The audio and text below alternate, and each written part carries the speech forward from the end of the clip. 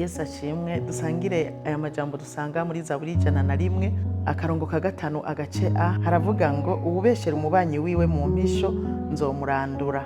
Ikinyoma kirica niryo jambo shaka dusangire. Muri Bibiliya hari abantu batandukanye bagiye baravuga ibinyoma, ngomba kubaha uburorero bwa bamwe muri abo n'ukuntu byabazaniye urupfu.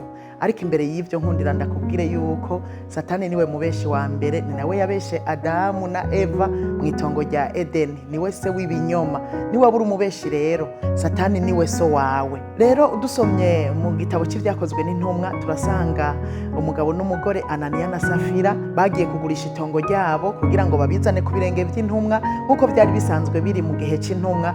Baragurisha amatongo yabo bakazana byose bakabisangirira hamwe, kandi babikora mu kuri. Ariko Ananiya na Safira bamaze kuja kugurisha itongo ryabo, baca bumvikana yuko bo kwisigariza igice, hanyuma ibindi bakabitwara ku birenge vy'intumwa. Hanyuma bashitse ku birenge vy'intumwa, umugabo niwe yatanguye aragenda abishira ku birenge vy'intumwa. Hanyuma Petero atana kimwe aravuga, Petero acaramubwira ngo mbega Ananiya, niki gitumye Satani yuzuza umutima wawe kubesha mpwemu yera? Si abantu henze ariko uhenze Imana. Yo Ananiya acagira ubwoba, hanyuma ico gihe acagwa bukumbi acarapfa. Ikinyoma kirica. Haheze nk'amasaha 3 umugore wiwe nawe araza, hanyuma baramubaza bati byukuri ivyo nivyo mwagurishije mwitongo? Nawe nyene aremera ngo nivyo nyene.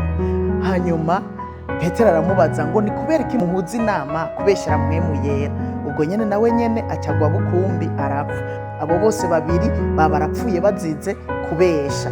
Saba gusa hariho n'umusore dusoma mu gitabo kigira 2 ca Samweli mu gice ca mbere, yibesheye wenyene ubwiwe. Ibaze kubesha gushikaho wibeshera wenyene ubwawe, kandi yari yibesheye vy'ukuri kuko Sawuli niwe yisutse ku nkota yiwe arapfa kugira ngo intakebwa ntizimukoze kwa maboko. Ariko uyu musore yibesheye kumbure kugira ngo arabe ko Dawidi azomuha icubahiro, kubera yari asanzwe azi ko Dawidi atakundana na Sawuli.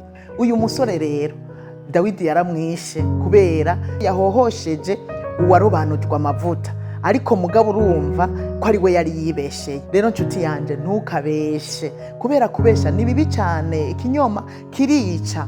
Paulo yarahaye impanuro abanyefeso, arababwira ngo mwiyambure ibinyoma vyose, umuntu wese avugana ivy'ukuri na mugenzi we, kuko turi ingingo za bagenzi bacu. Kubera turi ingingo za bagenzi bacu nitukabeshane, kuko ndi urugingo rwa mugenzi wanje, no kuvuga ngo ndamukunda, nategerezwa kutamubesha. Rero twiyambura ibinyoma vyose, tuvugana ukuri mu kubaho kwacu, kuko ikinyoma kirica.